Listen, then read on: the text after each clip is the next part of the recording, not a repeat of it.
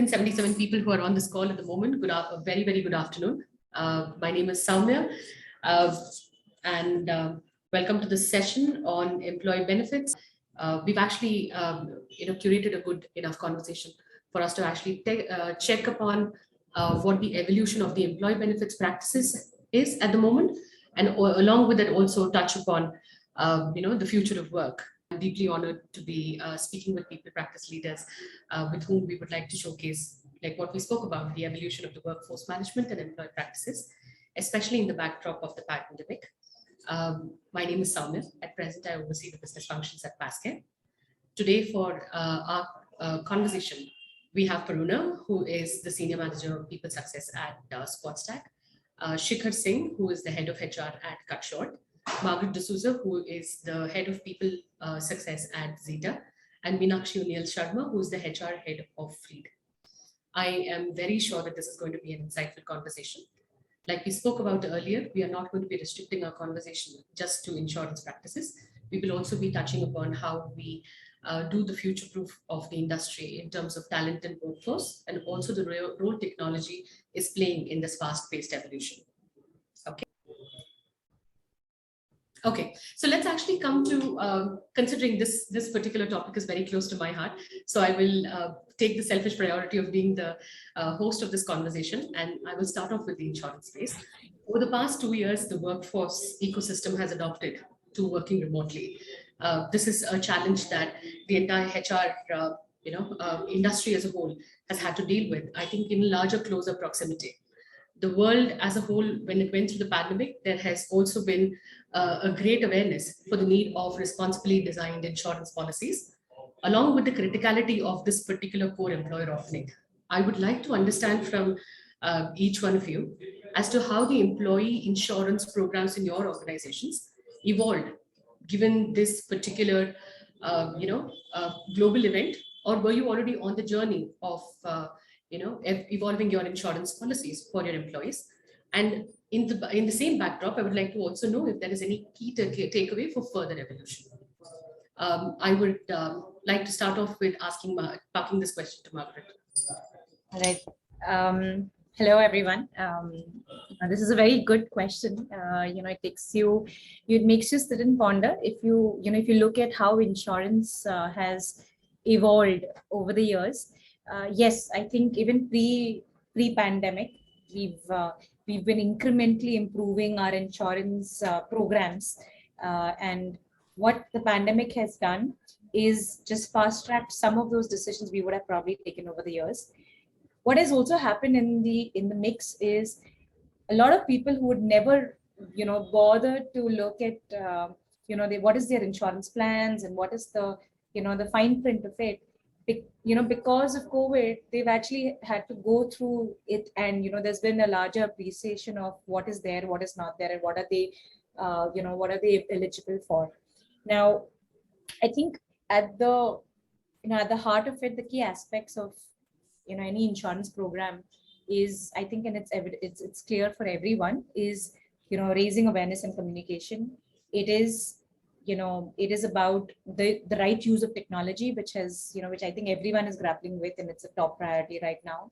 It is about, making sure that it's flexible, that, what one size fits all is not something that even we can do for insurance. Of course, that was, over the years considered as, one standard program, and, making sure that you're continuously adapting it basis the response you're getting from the entire organization. So if I have to only touch upon how it has evolved and what is the forward-looking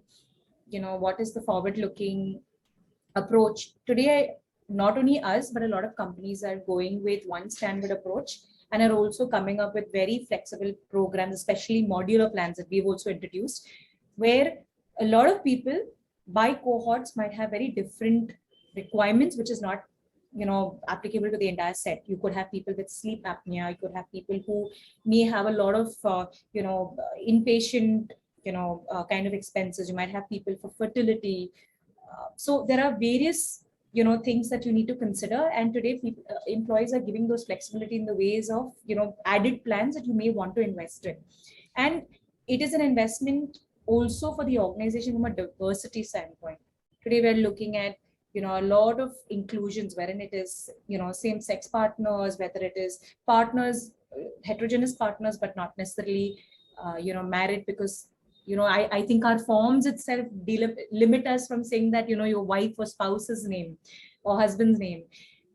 And the last is, even though we've evolved over the years with, making parents and, a top-up benefit where you can invest in. Today, a lot of companies are saying that, hey, we're redefining what a family means. It means you, your parents, in-laws, and your spouse and kids. So, when you talk about, this is already the evolution we are seeing. What we might see over the years, at least from my perspective, I will be excited to see how this pans out. One is, if you talk about probably term life insurance, extending it to the family members if possible. Today we do it only limited to the employee.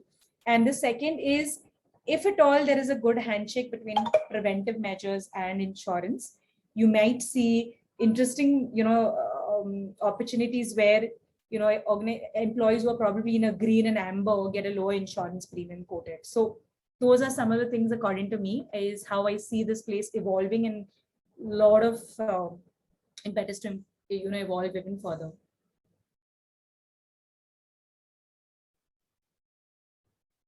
Brilliant. Margaret, I think you've kicked us off in the right direction. Varuna, I think I will immediately park the same question to you and seek your inputs as to how you've approached this at SquadStack.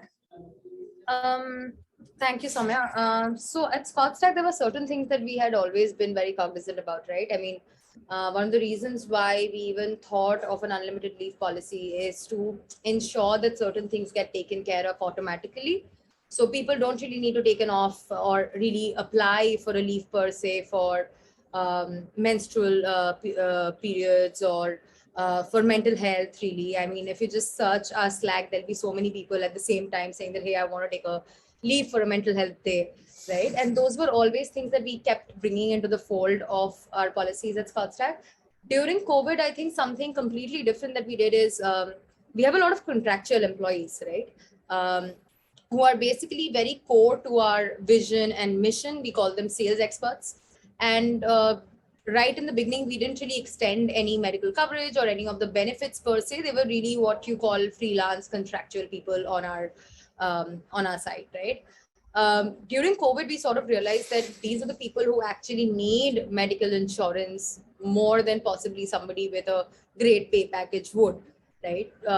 So what we ended up doing is we ended up increasing our amount and basically extending the entire coverage, just like any other employee, to everyone who sort of works with us, everyone who's under the umbrella of SquadStack as a brand or Squadron as one of our products. So anybody who worked with us on any of the products immediately got benefit of the medical insurance as well. So that's something that we definitely brought on, and other aspects of well-being as well was something that was brought on as an added benefit, starting from mental health, meditation, mental welfare in general became a part of it, right?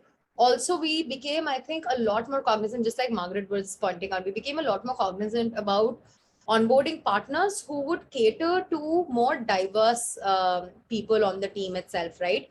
I mean, even if the basic structure of the insurance that we were extending was of a particular value for a particular number of things, we always made sure that whoever we are partnering with, whichever insurance tech company it is, or whichever insurance partner we're actually bringing on board, had the flexibility of extending their policies to cover more than the immediate, like hospitalization needs or basic accident coverage, right? So if somebody needed specifically something like a physiotherapy session to be covered under the medical insurance, they could go ahead and get something that was custom added to them and invest in that as well, right? So those are the things that we started taking care of as well during the pandemic itself. I think that's one of the big changes that we saw, that we became more cognizant as an org about what are the different kinds of needs that people in the org themselves have. Perfect. Thank you. Shikhar, I think it is natural then I would actually park this question to you, because you have been working with fast evolving organizations, at least in the past couple of your stints. So I would like to actually understand from you as to what is the churn you've actually seen in terms of evolution of insurance benefits? Right. So I think most of the part, I think Margaret and Prerna has already covered and pretty well covered. Because the need of the kind of organizations you have, you are working with versus Margaret with her long body of work and Prerna with, Squad Stack. I think the employee population pool is very different. So it's also the primary reason as to why the four of you have been. I think Meenakshi, I'm very sorry I couldn't welcome you earlier. I was given to understand when our conversation was midway that you have joined us. It's very, very good to see you. Shikhar, I think primarily because of your focus, especially Gen Z, employees, and I think everybody in the people practice arena understands that Gen Z is a very different pool of people to employ and also handle. So we would like to look at your inputs as to what kind of insurance policies are most favoring them. Definitely. So first of all, the kind of awareness that the millennials and the Gen Z now have about insurance and the interest that they have in this whole setup is immense, right? That this was not seen, say, 4 years back, 3 years back. This has changed very significantly. Second, I think mental health is one very important factor which everyone wants to kind of look at. I was just reading an article where it was said that mental health issue is going to be bigger an issue than COVID altogether, right? So that's where we are heading, and it becomes very, very important. And Gen Z is very well aware of whatever is happening around them, and they make sure that they care about, if they're getting burnt out or not. So these are things which have to be catered, and as one size doesn't fit all concept. I mean, you can't offer oranges to someone who likes mangoes, right? So that's the concept that we have always looked at. And Gen Z specifically, they always want things that are very core to their needs. Hence, customization is one thing that works really well. And I think those are the few things that this generation is really looking at. And more than, the whole idea of having an insurance, they want to understand the impact of it, right? So it's always an impact over, having a policy. Previously, impact was not so much of interest. It was just a default thing that was there. Okay, there's an insurance, there's an organization, they'll give me insurance, all of that. It was just a default, right? Now they want to look at the impact. How is it helping us? How is it, changing my sense of security and similar? So that's how I think Gen Z has kind of changed the way we look at insurances, and the way, obviously, coming in of technology is something that's very, very important. They want it to be very easy to use. That's why you see a lot of rise in terms of cashless cards and similar medical cards. Previously, cashless was one thing that was not so much a high priority for any organization as such, but now cashless is the most priority because no one wants to go through that whole process of sending documents and all of that. So I think all of that has kind of changed because of millennials and Gen Z coming into the workforce significantly. Perfect. Thank you so much, Shikhar. I actually, I'm going to use this to pivot to my next question. And this question, I think I will start off by addressing it to Meenakshi, because considering the nature of the work we do, we have insight into what are some of the best practices in the industry are. And I know that Freed has adopted quite a few of the policies regarding mental wellness. At Pascare, we offer mental wellness and counseling services through InnerR. And over the past couple of years, there has been an increased focus and a much better understanding in terms of the understanding and importance of mental health. And organizations we are seeing that have taken huge initiatives for their employees in order to manage their stress levels and care for their mental well-being. Meenakshi, I think this question, I will start it off with you so that you could give us an insight as to the kind of approach Freed has taken to actually look at mental well-being as a whole. And are the initiatives going to stay in a post-pandemic environment? I'm asking this specifically because I know Freed as an organization has rolled back all the employees to the workspace.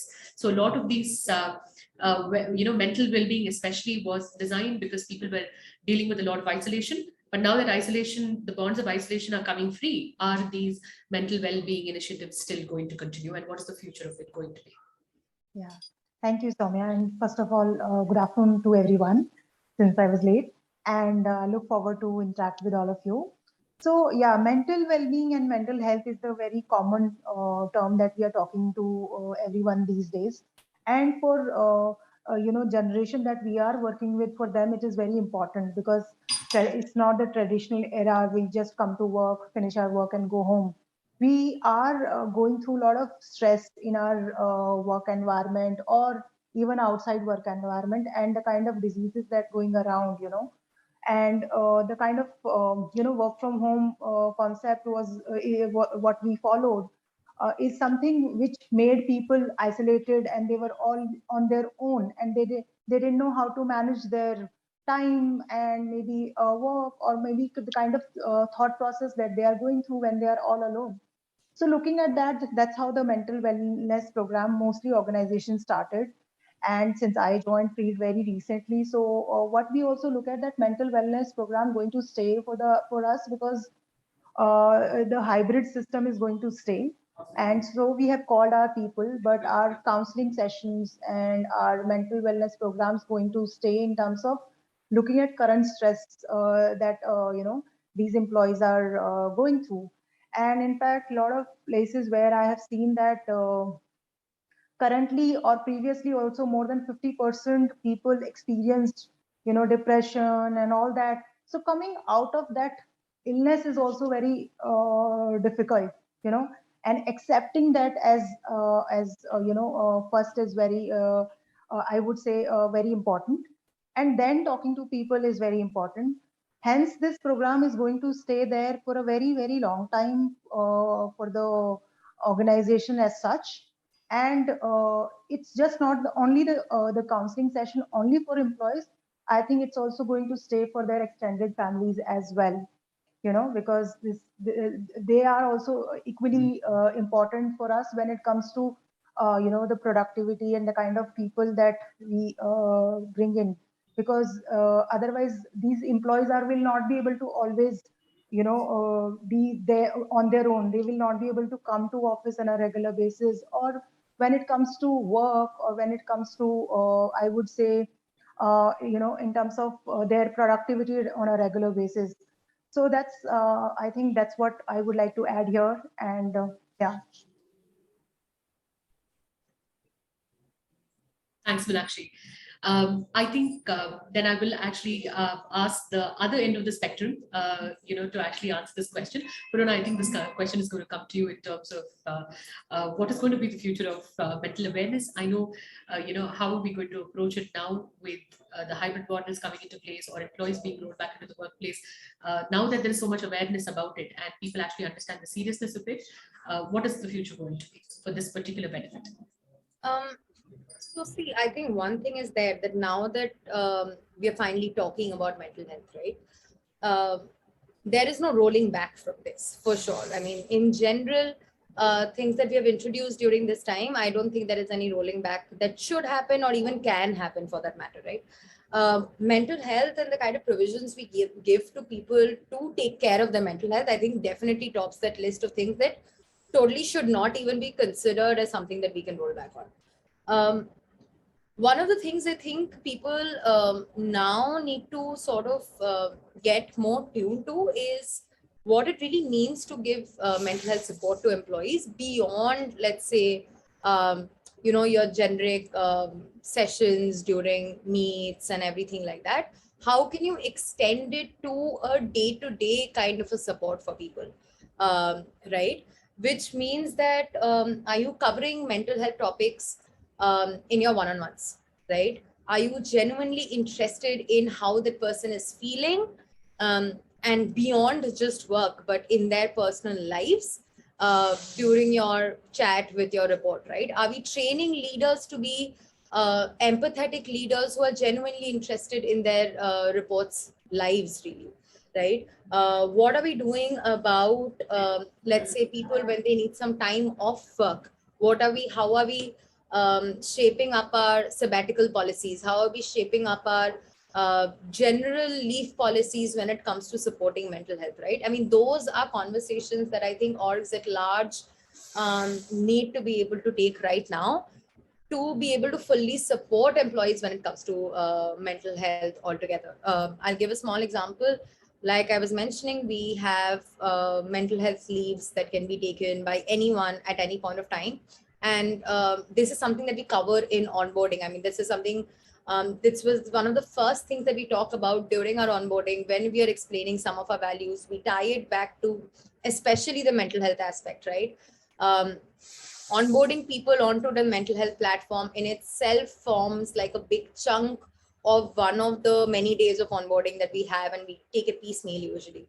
Um, Making people get more aware and cognizant about how the rest of the team is also taking care of their mental health is something that we look at. Getting special leadership sessions for leaders in general, for to make them understand how they can take care of their reportees' health, right? That becomes a part of it. When we are training leaders on how to take one-on-ones, we actually give them questions that they can ask to really gauge what reports are feeling like. The people team themselves will have extensive conversations with everyone in every team at least once a quarter to figure out how they're feeling mentally, right? So if mental health is a big deal for the org, it's definitely something that they will need to invest in. I think we have gone beyond that point where we can say, okay, yeah, we really care about our employees, but not really invest monetarily and time wise in that actual cause, right? Thanks, Paruna. Margaret, I am going to park this question towards you because I think at least, you've actually seen the evolution of mental wellness because, I remember having this conversation with a lot of people practice professionals in 2013 and 2014. And in boardrooms, I've literally been shunned and told, this is not, we don't want to pay money to actually add this into the policy. But COVID has brought it into stark reality. Considering what we offer as an organization, in our app, we have the option of anybody making a call to a mental wellness professional free of charge. And they actually have counseling services through the app. And we are the host of reasons for which people reach out to us are vastly different from what actually people thought were mental wellness problems earlier. People are grieving the loss of a loved one. They might have lost a parent. I think, if not anything, the last 2 years have taught us that young or old, this pandemic killed people. There are people who are taking care of a very sick child. There are people who are taking care of an old, elderly, or an ailing parent. All of these are causes for extreme mental stress. There are people who are facing a deadline. Also, children are returning back to school. There are n number of reasons for which people are getting pushed to the brink of, their understanding and capabilities. So then they need help. We all understand that 103-degree fever, once it crosses, you have to go see a doctor. But at what point of I am not able to manage this, does a person have to go reach out? I would like to understand from you as to how you've gone about the evolution of this at Zeta, because I know that Zeta has gone step by step long before the pandemic, and then now with the pandemic in force, it's taken a large leap forward. So I would like to hear from you. Right, that's a whole lot of questions packed in, in one response. But I'm just probably going to plus one some of the things that Prerna said, because those are very critical when you're dealing with socializing and also making leaders more empathetic. I'm just going to probably take a step back and answer it in a way where I'm also going to touch upon some of the questions that I'm seeing in the chat box. Is you have to understand that every organization is in a different phase, is a different stage of maturity, has very different demographics, right? So, I know sometimes being part of these webinars or reading best practices or what you're seeing out there, you might say, hey, let's, just take it and apply it. But it may, and you might say that, why is the participation rate lower? Why are people not, using my EAP service? Why are they not using it? You have to sit down, and from a strategic point, you have to start with, what is the fabric of my organization, right? Today, for me, my fabric is that I have a 27 average age of 27-year-olds. All right. What does that translate to as I break it down?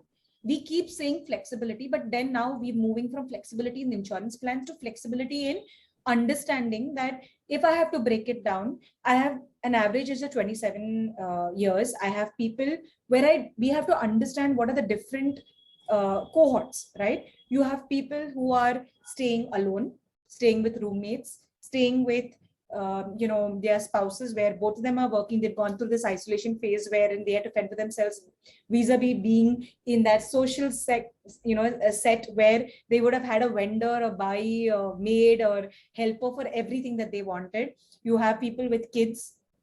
There are different cohorts, but you need to study your organization cohort. You need to study your ways of working. Are you going to be in remote has its challenges. Are you going to be completely physical has its other challenges, right? Is it going to be hybrid? So like this, you have to start making a structure. So one is your demographics, then is what is your organization life cycle, then the third is what is, like, for example, what appeals to this set. And probably before you come to that also, we need to acknowledge mental wellness is only one of the 8 dimensions or the 7 dimensions that we talk about. If you only look at it in isolation, you're not solving for all of the other pieces of that dimension. You have financial, you have social, you have physical, you have emotional, right? If today you're putting stress on mental, you need to understand what is causing that. If I give an employee clarity on vision of the organization, clarity on their growth, they will get financial. And we are also probably today, for example, you may feel that, a lot of, I'm not specifically calling out women, but I'm saying that you have women who are probably at a career stage wherein probably they're, divorced, have challenges at home with their family. It's not mental stress. But if you have a financial program for them, saying that how do you start saving, investing in yourself from an early age, you're going to reduce that resultant mental, wellness issue. So I'm saying deal with it with a more holistic approach. And last, when you're also dissecting mental wellness, unfortunately, we think EAP is the only solution. It is not, right? I today have a very different way of de-stressing. When I'm really challenged, somebody will always say that I will have a bar of chocolate at the side of me, dark chocolate, or probably I will just go for a walk with music on. It de-stresses me.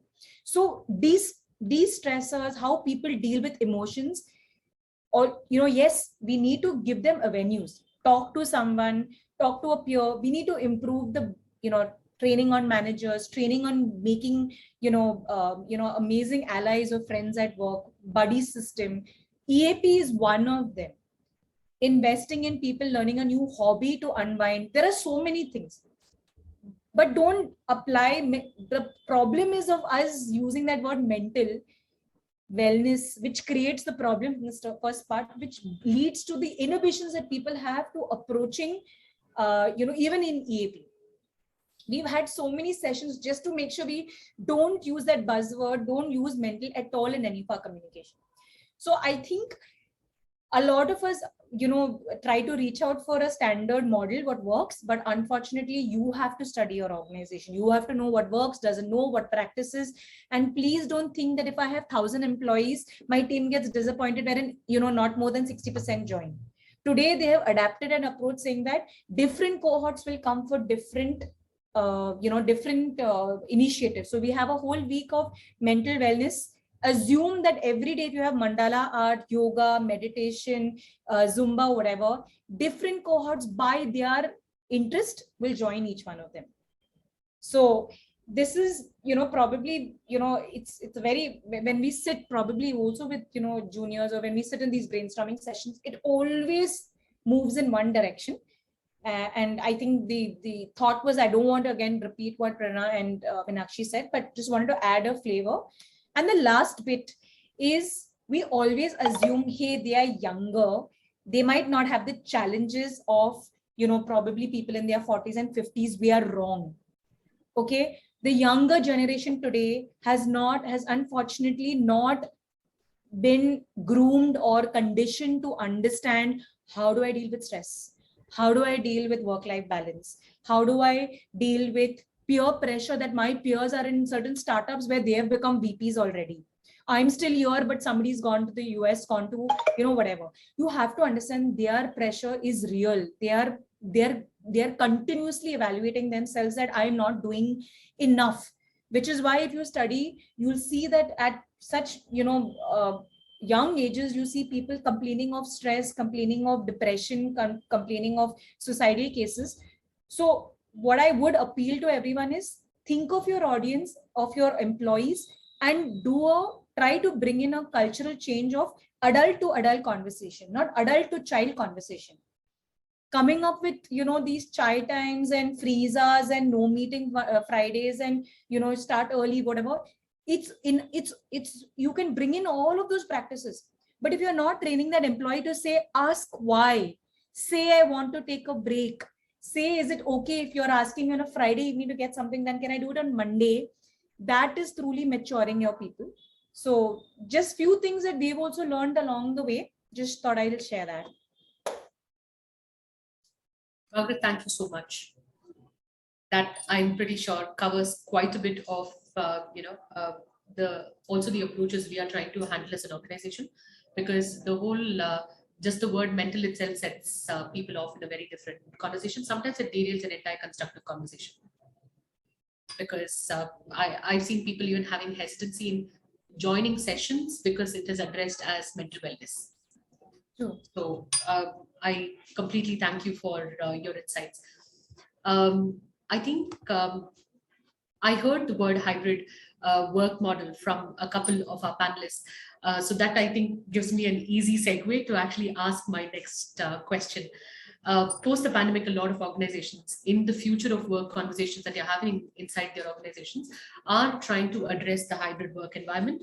What I would like to know from you is this going to be the future of how corporates approach work, and what is next for your organization in terms of the workplace and how you approaching it? I think I will start off the conversation by passing this question to Shikhar.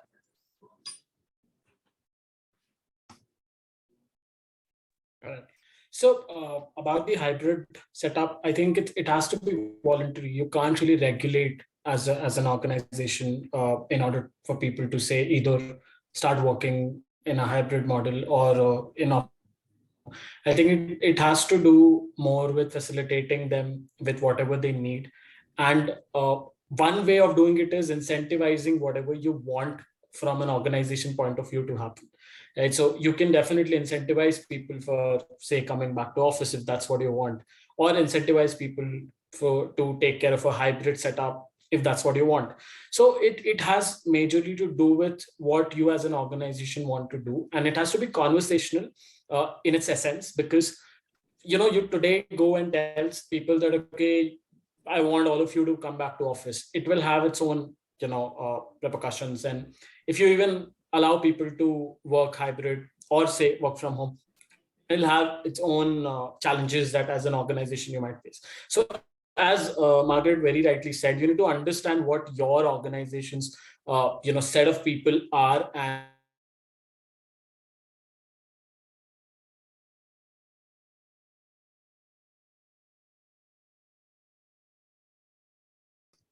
team that we are trying to get to. It gets very, very important for us to understand that being around helps, right? And we also understand that people need their own set of breaks, and since now they've tasted work from home,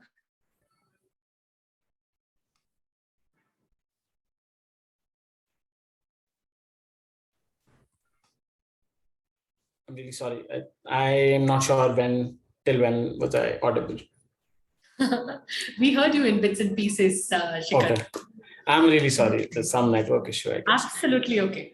Yeah. I think if anything else, we've all gotten used to our, the state of our country's telecom infrastructure. We've gotten very familiar with it over the last 2 years. Right. True that. So yeah, exactly what I was saying, that it's very important for an organization like us or any young organization to kind of understand that you can't really ask people to come back to office right away, but you also need it to build the culture. And I'm not saying that hybrid culture cannot be built, but it gets altogether much easier and better when you're working together as a team.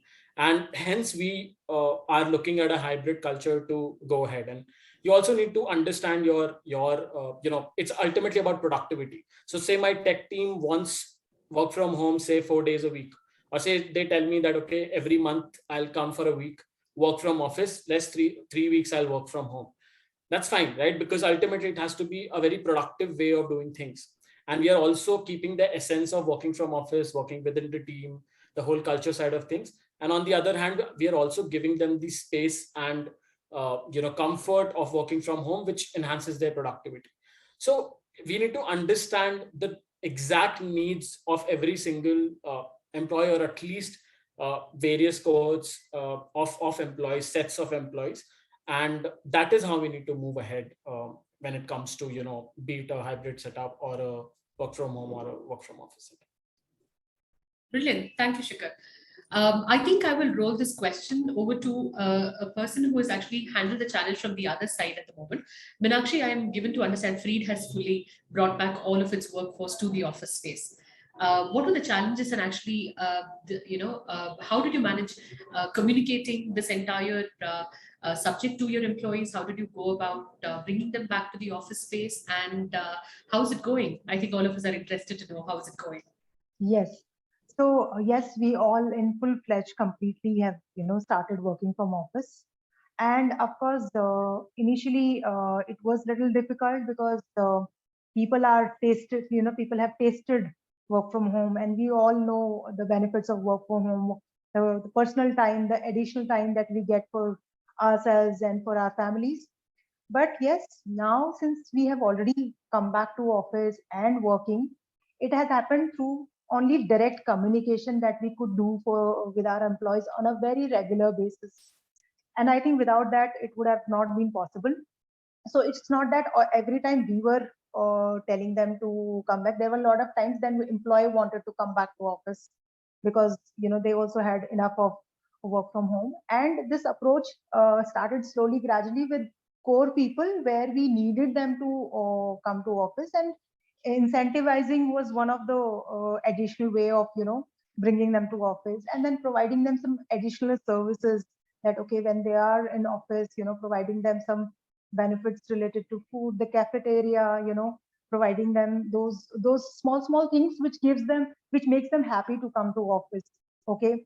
Meeting their friends here in office, and meeting their managers, talking about their career journeys, how it's going to impact them further, and the kind of projects that they're going to involve further in the companies. So those were the things that are very important for us when we are communicating with our employees. And it was initially it was optional, but later on when 80% people came into office, I think after that we everyone realized that okay, there were other people who were missing the fun from office. Okay. So that's where when we started coming full time, and people started enjoying. And now in our current scenario, because we are an organization where we could see there's a lot of improvement from work from home to work from office. The kind of productivity, it got improved, and the kind of people could also meet their goals easily. They were not left behind with the communication that they were getting from office. So all those things have actually helped us bring all those people to office. And now, yes, we all have, and it's going to continue. Hope we don't have another wave coming in where we might have to go back. But yes, this is what we are looking forward to, and the interactions on a regular basis with employees gives us that more energy to work further. Perfect. Meenakshi, thank you so much. I think I am 100% sure that out of the 170 participants we have at the moment, a lot of them are very, very fixed on the idea of are we going to bring people back to the workspace. And this is actually a question specifically when we were doing this. A couple of HRs asked me to ask to my panel because they're like, is there somebody who has successfully rolled back everyone into the office space? I want to actually hear their insights. And I actually told them one of the attending HR heads had actually successfully rolled back the entire population back to the workspace. So it made sense that I have to ask this. I'm being given to understand that a lot of people are asking. So that gives me probably the perfect opening to actually ask a very critical question. Especially it is in a space that is very dear to us, because I have worked in an age-old industry, which is insurance. Insurance has been there for 300 years, but technology has changed the way we not only understand insurance, buy insurance, but also use insurance. So what we have technically done is digitized a very old industry. I know a lot of organizations have now taken up the whole HRMS function.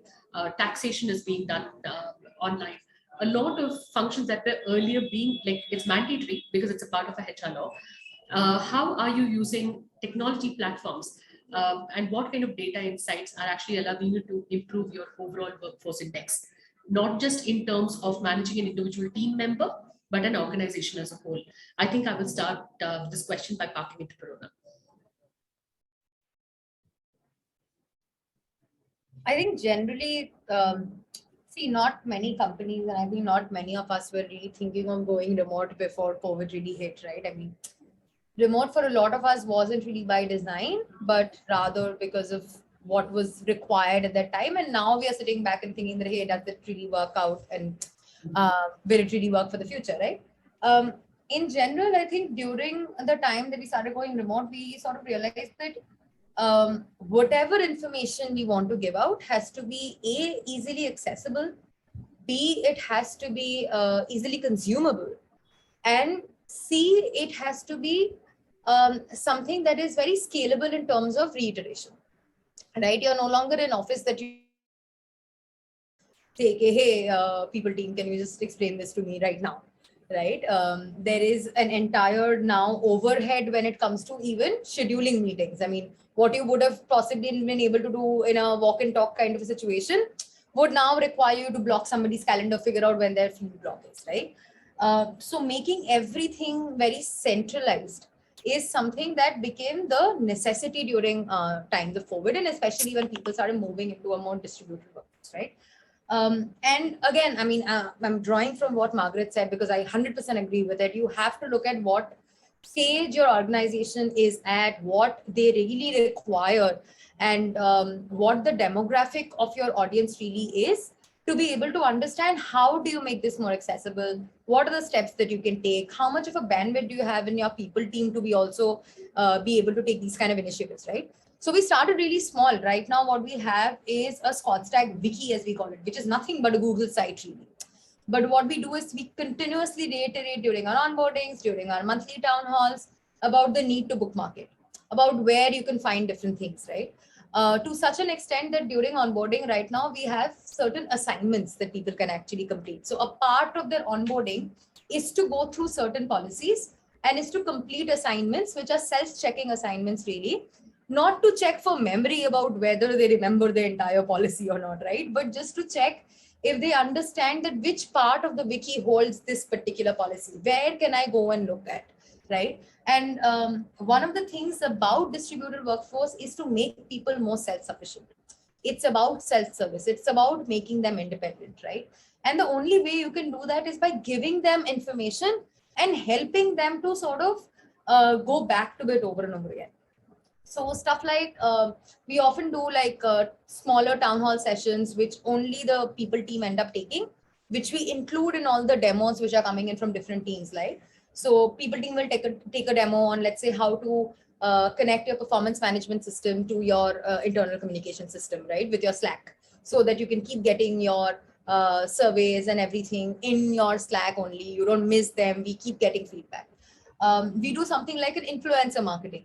So we pick up people who are flag bearers of our culture and ask them to sort of push out a small little video or a small little session on a particular policy, or let's say on a particular initiative that we have taken out, which we know if it comes from the people team over and over again, they'll miss it, they'll forget it, they'll come back to us again. And while we are completely okay with like solving the same query over and over again, it's fine, it gives us that extra time with the person. But our approach is to treat them as adults, right? And to make them self-sufficient. So just these tinier little aspects where everything is available on apps, whether it's their mental health support, whether it's their insurance, whether it's their payroll, whatever is there is all available on an app-friendly platform. Being able to reiterate all the policies, keeping them centralized, something that is easily accessible to them, reiterating them in like fun, quirky ways, which will actually help with retention. Marketing, like really looking at the distribution of policies as a marketing thing to do. Like really looking at our employees is almost like a marketing funnel, really, is how we look at the entire problem at hand. Perfect. Purana, I think you have brought us to probably, and I'm surprised to actually see that based on your question, it's actually led to further questions, which is a question I wanted to ask our panelists specifically, which means most HRs who are actually attending and who are actually leaving their questions actually have the same thing on their mind. And I will actually use this to let everybody know that this is going to be the last question I'm going to address to our panel. We will, after this, take the questions that have been submitted. We will be asking them for for answers from our panel itself. The question that is being asked on our chat is: employees these days seem to be, and I'll frame it in my way. Employees these days seem to be very aware of what the organization's benefits programs are, primarily because they are being designed with a lot of caution. And subsequently, there seems to be a lot of awareness as to how to go about utilizing the benefits that are on offer. And the only way to credit this is, I will go, Purana, I will borrow from what you said. We are looking at our employee base from the marketing standpoint, and there's a very effective communication of benefits that were designed ideally in a closed boardroom. And it's been, then translated all the way down to the company ranks. I would like to know from you as to what your organization's approach has been towards an effective communication strategy, considering the point of view of remote workforce, but still ensuring that they are tied to your organization. And what is and how it is, has the increase in creating awareness also led to an increase in the usage of the benefit program by the employees? I think I will start by actually asking Margaret to, address this question.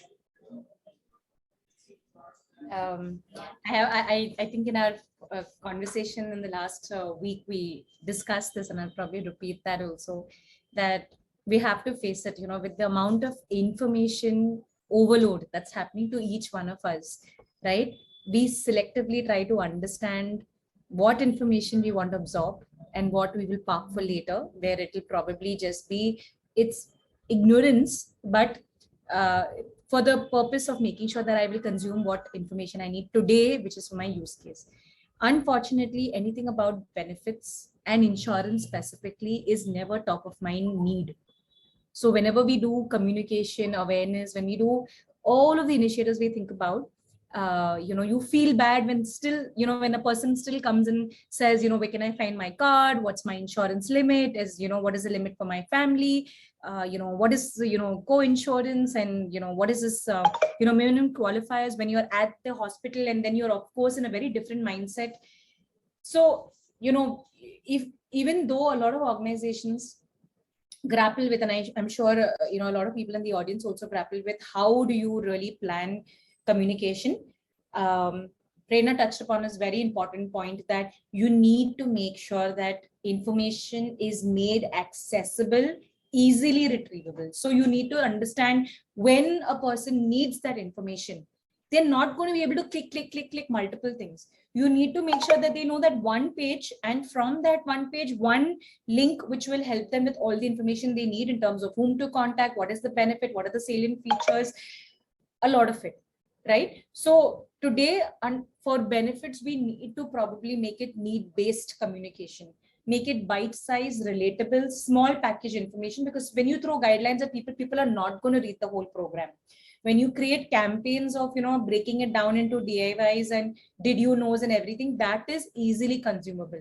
When you talk to marketing folks, in fact, I think as HR, what we do is we try to take the whole burden on ourselves. You need to work with marketing people. When I work with marketing people, they tell me, hey, when you design a flyer, when you design a mail, when you design a thing, what is human psychology? Like, I didn't know when you create a standee, a person has only 7 seconds when they are walking to watch it, right? That means you can't do more than 5 lines or 3 lines. It has to be so there, but we make very verbose communication. So that's why very important. Sit with your marketing team, sit with people who are, like into digital content, influencer marketing. They will tell you the signs of how do you communicate. Don't take it on yourself to do it, right?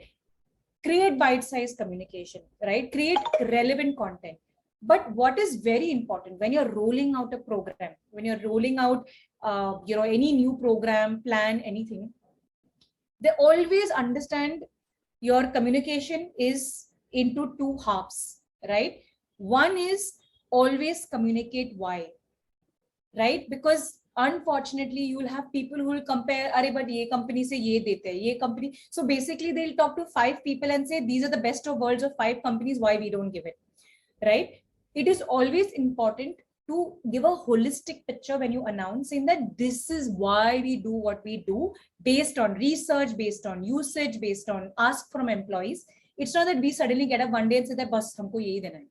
You there's a science to it. Explain science in communication, and everything which has to do with process, applicability, eligibility, go-to person, who to, all of that can be then translated to, like how Prerna spoke about, having these places where it's a quick reference when you need it.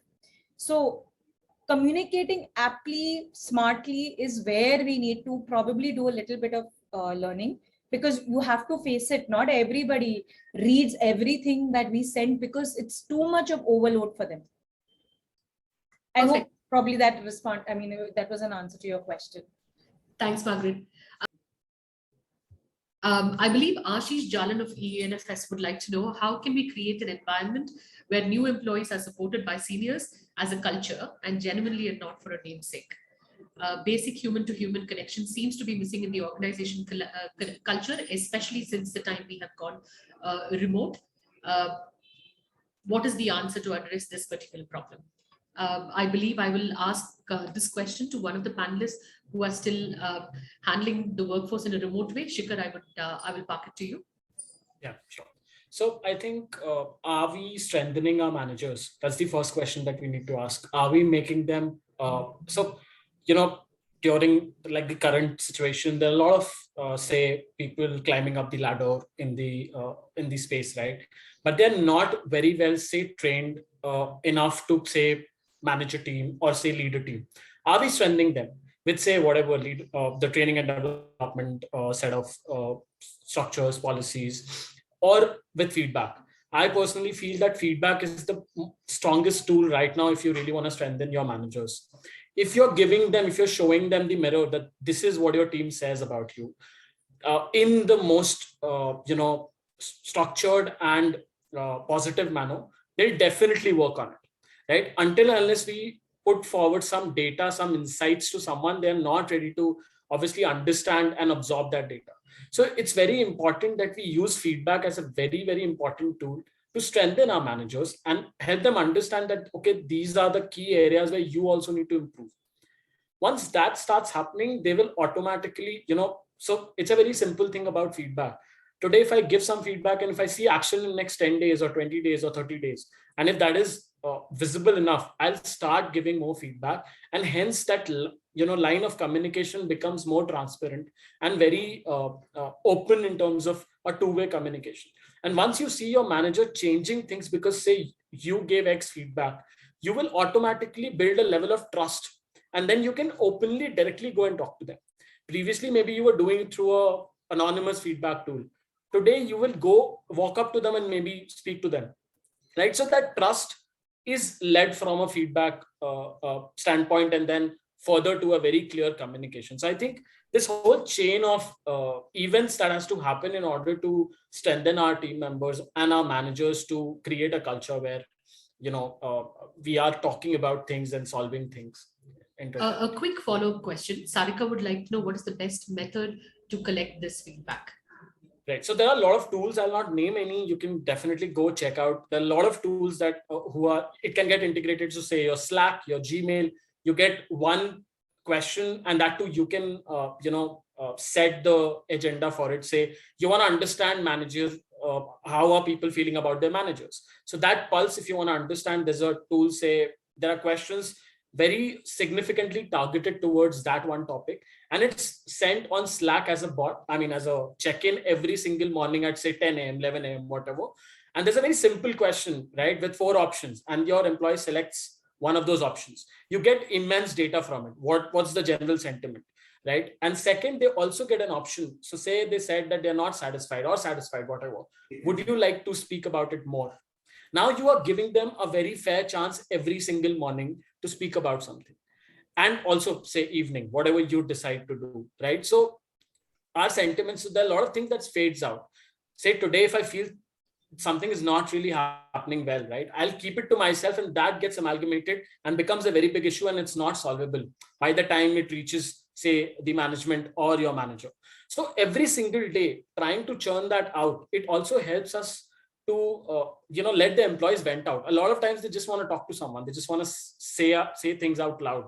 It's not a big problem, they just want to speak about it. They get a platform to speak about it, and that data is then used to kind of get very structured information for your managers to strengthen themselves as to how can they improve. I think there are a lot of tools, and you can definitely. I think this is a practice that should be adopted everywhere. Minakshi, I think following up, I have questions to ask of you, because the next person has asked a very interesting question, which I think at this particular point, I think will have to directly be addressed to you. Nilangi would like to know, what kind of toffee benefits did you show to the employees to finally convince an entire workforce to come back to the office? We all know getting 100% is a very difficult thing, especially with conflicting voices and so many opinions. Actually getting 100% back to the office and making them work every day in the office 100% is a huge thing. So Nilangi would like to know, what are the toffee benefits you actually offered? Great. So actually it didn't happen over the night, I would clearly say. It happened slowly, gradually, with the phases communication and with the phases department. So as I mentioned, we started with core departments initially, and later on we did some incentivizing, like we provided some benefits in the cafeteria where they could meet. We did some individual programs for people who were attending in office, and also ensured that they were the people who were in office were on a communication on regular basis. So they were having communication with their managers on a regular basis. In versus if you are remote, you have to find a calendar time with your manager. You can't just walk and do the talkings. Incentivizing was an additional thing that we did for our employees who showed up early, of course. So there were early bird offers there also, where people started early. We offered them some rewards and some certificates also. So I'm sure that, the term early bird offer is going to fly very well with everybody. There are people already pinging on the chat asking what kind of early bird offers. There are people asking, did the toffee benefits include a plus 5% umbrella hike? To just get them back to the office. If everything else fails, throw money at a problem. So yeah. So money was one of the incentives, but not was the core. But there were some additional benefits which actually helped us roll out everyone to the office. thank you, Minakshi. Thank you. I think I will roll back our final question, at least of this session, to Parona. Parona, Pragya would like to know, especially like your topics, your pointers about mental health that you stressed upon earlier. Follow-up question is, how do we encourage employees who are seeking to conduct a good work-life balance? Because the overall number of hours that people are putting into work have actually increased, considering they're working from home. There is isolated way of working, there is a lack of collaboration and teamwork. All of this is kind of leading to a burnout. How do you plan on encouraging employees to seek work-life balance in the truest meaning of everything that term encompasses? Right. I think since COVID started, I transitioned from one job to the other. And in both the places, I think one thing that we kept on talking about is remote is not for everyone. Okay, let's be very cognizant about that. Remote work is not meant for everyone. If you have too many people at home, if you have your parents, your kids, everyone at home, then at times it becomes really, really difficult to work from home, really, right? So firstly, figuring out what your employees need is the first step. What your demographic is, what they really require, whether they want to work from office, whether they want to work from home, which percentage actually wants to do that, and being able to let's say get them to that place where they can do what they need to do to be able to avoid a burnout, right? A small example, and this is something I touched upon before this. What is your sabbatical policy looking like, right? One of the things we realized is a lot of times people end up taking up a sabbatical is because they do feel burnt out, right? Now, how are we approaching something like a sabbatical policy then? Are we saying that, hey, it's going to be an unpaid sabbatical? Like if you go off for a month, we are completely going to make it like an unpaid leave kind of a thing. And then you're free to come back. But is that really going to help the person who's going through a burnout? I mean, will they be actually then sitting at home and thinking that, oh God, I have to, let go of 1 month salary if I don't work, which is something I do need right now, but I can't afford to do. Right. So in cases like this, how are you supporting their employee to be able to do what they require to not get into that burnout system, right? Other than the entire mental health program, other than everything else that you're sort of giving them, are you, let's say, then looking at stuff like, hey, a part of at least your sabbatical, we will make sure is paid. Maybe you incentivize it depending on the tenure that somebody has spent with you, right? You make it a part of the employee benefit that people get for being at a company for 3 years, 5 years, 7 years, whatever your employee benefits are for, the loyalty thing that people talk about, right? I mean, instead of giving them like one random swag kit or a gift box, maybe this is what they will appreciate, like a 1 month sabbatical, completely paid sabbatical that they can go on, right? After an extremely hard week, let's say when something has terribly broken, and for a lot of customer facing companies, is a real problem that because your customers wake at on a Saturday night at like 1 a.m., you're also awake at Saturday night on 1 a.m. Something is broken on the customer side, you're working throughout Saturday and Sunday, right? What are you doing to be able to compensate for that? Is it only a compensatory leave? Are you giving something a little more? Maybe something that they can actually utilize to spend some extra time with their family? Are you doing all of that? All the overheads that you have maybe sort of been able to cut back on because of a hybrid model of work, because of a remote work, are you reinvesting that amount of money in employee wellness in the first place? Or are you looking at it as pure savings and then, being very happy about the fact that, oh, we ended up saving so much because of remote work, right? The entire point is that whatever you were spending when you were in office, whether it is your internet, whether it's your rent, whether it's extra food, and for a lot of people, that extra food was a sizable amount of expenses that were being put in, were all being put in to make the person productive, right?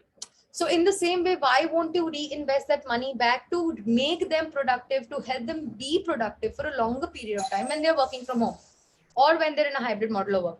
Are you letting people use that amount of money that they were earlier using for, let's say, rent, lease, internet lease, their food, to, let's say, therapy sessions, which they might be more comfortable with than going for any of the EAP online platforms per se? Maybe they have their own therapist.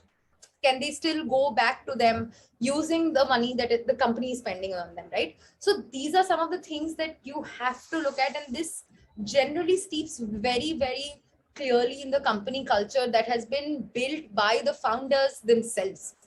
So having those core cultural values where you really treat your resources as not just resources, but as individual people with individual needs is what is ultimately going to help you to keep a very happy workforce who are really happy with where they work.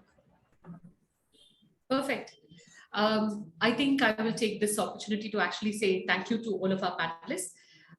First and foremost, I know everyone has busy calendars. You have actually chosen to, it's the most generous of things to do, to actually be able to share knowledge. I was told by an old mentor of mine that, it's the most meaningful thing you can do, is to actually pass it forward and actually change the world in constructive ways by actually passing on knowledge. Because the more people know better, the more they do better. So thank you very, very much for sharing your insights. I am 100% certain that anyone who even heard a percentage of the conversation today actually took back something constructive, which they will be able to apply. This entire conversation will, of course, be made available on Pasca's YouTube channel. So you will be able to view it for future reference in case you would like to revisit some of the points that were discussed in today's conversation. I think I have already informed everyone who attended that this is a monthly feature. We would love to have each one of you back. Thank you so much, Meenakshi. Thank you so much, Shikhar. And thank you so much, Puruna. This was a wonderful